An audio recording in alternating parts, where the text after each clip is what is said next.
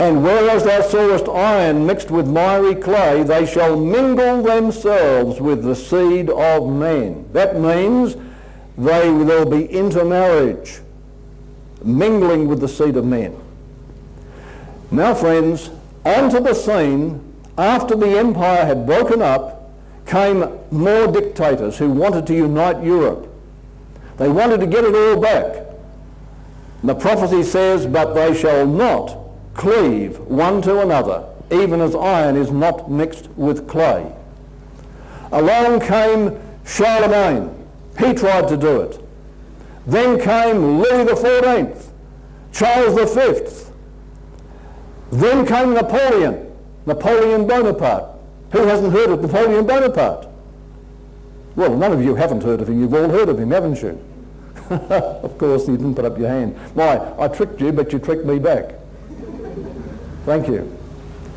Okay, now we're going to talk about Napoleon for a moment. Napoleon actually, when he came to power, at the age of 29, he overthrew the French government. That's pretty young. Then Napoleon began to plan his campaign to conquer all of Europe. Napoleon also began to look at his relatives, and he decided he was going to marry off different relatives to the different royal families of all the countries in Europe. He was going to mingle with the seed of man, exactly as the prophecy said. He thought, well, now if we get all of our relatives on all the different thrones of Europe, we'll be united. No one's going to break it up. Smart thinking. And that's what Napoleon did. He began to marry. As soon as he conquered a country, he'd put some of his relatives there, marrying into the families. And then Napoleon, of course, decided he was going to conquer England as well. He was going to conquer Russia. The interesting thing is that Napoleon sent his troops across to Russia, and he was doing fine. And they were just sweeping across the country, and the Russians were burning their wheat and their food supplies so that Napoleon's army would not be able to take them. And as they fled, they left behind not much food. Napoleon had reinforcements coming all the way across Europe behind him, and suddenly, when it seemed that victory was in his grasp, there came down the coldest blizzard and snowstorm wintry weather that Russia had ever recorded in its history. It was waiting for Napoleon's visit, and then the weather came down. There had never been a colder winter known, and Napoleon's army was frozen. Thousands of his soldiers died. Napoleon came back with his tail between his legs. Then he went to battle with Britain, and at Waterloo again he was defeated. And you know what happened? His big guns got caught in the mud. He wasn't able to move them. He couldn't follow the battle. It was just too late. He lost the battle. He ended his life on St. Helena, a little island in the Atlantic. Poor man. Napoleon knew what had happened. Do you know what he said? He said, God Almighty has defeated me. He knew that he was fighting against a prophecy, and the prophecy defeated him. Napoleon admitted that. Because the prophecy said, they shall not cleave one to another. Then came other European leaders. They tried to do the same, and they also failed, because the 7 fateful words said, they shall not cleave one to another. Didn't matter who tried, friends, or what power they had. Didn't matter how hard they fought. They lost. And then came Kaiser Wilhelm. And the Kaiser is famed as being the man who fought the Allies in World War I, less than 100 years ago. And interestingly, in Germany, one of his men in government said to him, look, I want to show you something. He opened up this book of Daniel we're talking about tonight, and he said, here's a prophecy. Are you going to fight that prophecy? And the Kaiser said to this man, that prophecy does not fit my plans. I'm going ahead anyway. Well, we know what happened, don't we?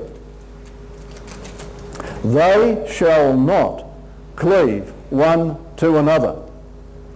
Then came Adolf Hitler.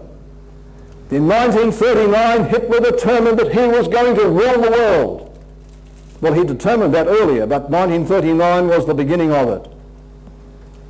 And as I mentioned on the Ark of the Covenant program, Hitler sent his men looking for the Ark of the Covenant because he believed that it had special powers that might help him to rule the world. And Hitler actually had great plans also. And he was just about there. He had Britain to conquer, he had Russia to conquer, and Hitler made a pact actually with Japan. And the world didn't know about this at the time. He made a pact with General Tojo of Japan, and he said, look, let me take Russia first and Britain, just wait for that, and then you and I will attack America from both sides. You attack America from the west and I'll attack her from the east, and America won't know what struck her, because America was not in the war at that time. But unfortunately for Hitler and Japan, the Japanese attacked America before Hitler was ready, and Pearl Harbor was the result. And so America came into the war on the side of the Allies. But before that happened, Hitler sent his army, his huge victorious army that was conquering nation after nation. He took Poland very quickly. Then he went into Belgium and Holland and just took over those countries in a few hours. And Britain was tottering. She had no hope to withstand. She couldn't keep on much longer. She was just about to give up. And so Hitler began his plans to attack Britain. And this was in 1940. Hitler said, Christmas Day I'm going to be eating at Buckingham Palace. Well, meanwhile, he couldn't wait to do one thing at a time. He was doing okay by taking one country at a time. But what happened now was, he decided that he was going to take Russia and Britain both together.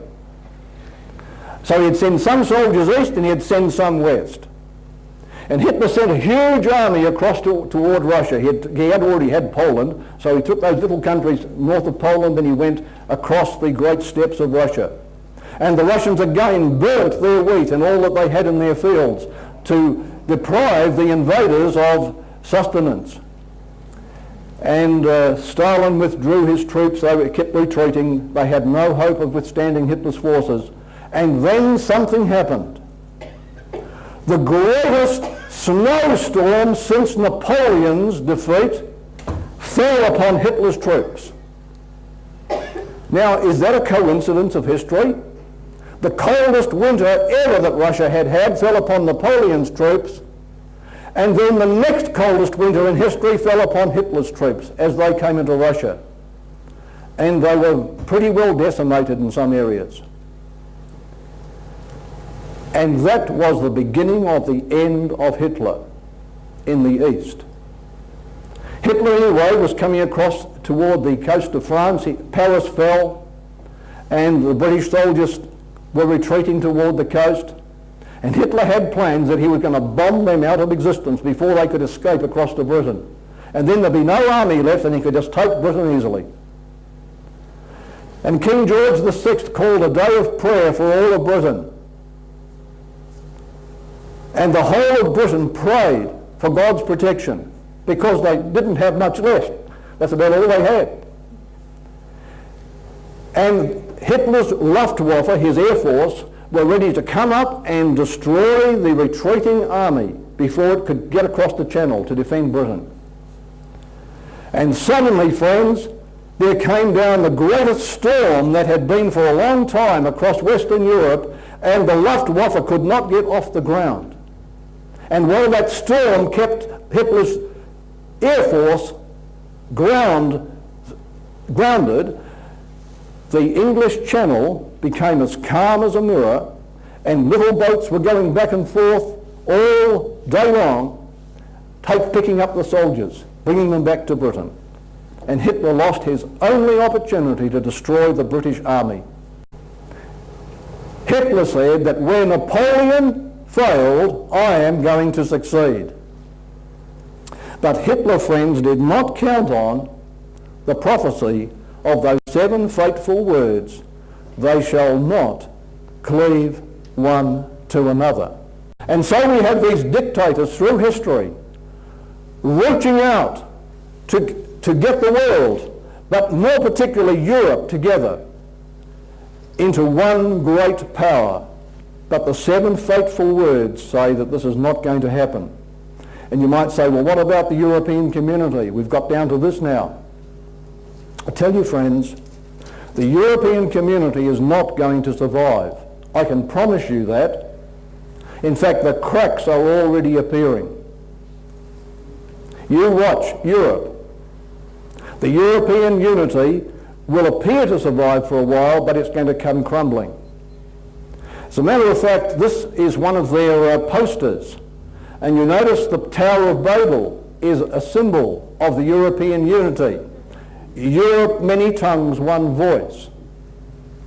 And if you know your history, you'll know what happened to the Tower of Babel. Actually, the European community now is pretty vast. It's adding on, it's growing, but the cracks are still appearing. And there's going to be a common currency. Well, there is a common currency now, the euro, and the euro, in the minds of many, is set to overtake the American dollar. But let me tell you, friends, it is not what it appears. You're going to see things happen. They shall not cleave one to another. And if the United Nations wants to bring on a big one world government, which it is hoping for and planning for, working very hard toward, it also is going to fail. There will be, for a brief period, a one world government. Yes, it's coming. We have to agree to that. It is coming. But it's also not going to hold together. So Europe is going to be reduced to ruins very soon. And now, I've just made a statement, and it might sound very rash. I was asked actually in one of the question periods the other night about a certain man. Has he been born? Has he arisen? Is he set to arise? And I think the questioner called him the Antichrist. Well, friends, the book of Daniel, the same book, tells us what's going to happen. And it says that although these nations will not cleave together, there is coming up a power, there's coming up a dictator who will appear not only to have Europe under his control, but the whole world, including New Zealand, under his control, ruling over you and me.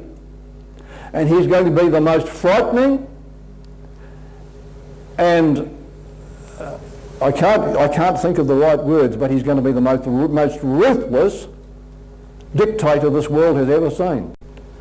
And then the nations of Europe are going to be the instigators in dethroning him and tearing him to pieces. When they see that he's brought them down to ruin, Europe is going to be ruined by him. That's what the prophecy says. Today we're down in the feet and toes of this prophecy. And in the time of those kings, the God of heaven shall set up a kingdom that shall never be destroyed, nor will it be left to another people, with his nations under his control, and broke them to pieces. And then it became a kingdom and filled the whole earth, and those that were ready were rescued. That's the prophecy.